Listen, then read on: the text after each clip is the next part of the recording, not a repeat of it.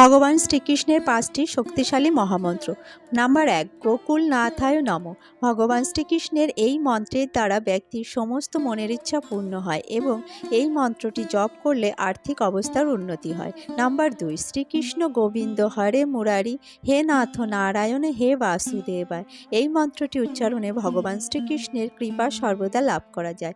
Number 3, হরে কৃষ্ণ কৃষ্ণ কৃষ্ণ হরে হরে, হরে রাম রাম রাম হরে হরে।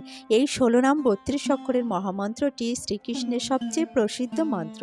এই মন্ত্র উচ্চারণে প্রতিটি জীবের মুক্তি লাভ হয়। নাম্বার 4, ক্রিং কৃষ্ণায় নমঃ। এটি কোনো সাধারণ মন্ত্র নয়। এই মন্ত্র জপ করলে আর্থিক সংকট দূর হয় এবং সংসারে সুখ শান্তি ও সমৃদ্ধি বৃদ্ধি হয়। নাম্বার 5, ওম কৃষ্ণায় নমঃ। এই মন্ত্র জপ করলে সংসারে সুখ শান্তি বজায় থাকে এবং প্রতিদিন সকালে স্নান করার পর এই মন্ত্রটি জপ করা উচিত। ভিডিওটি ভালো লাগলে লাইক শেয়ার কমেন্ট করে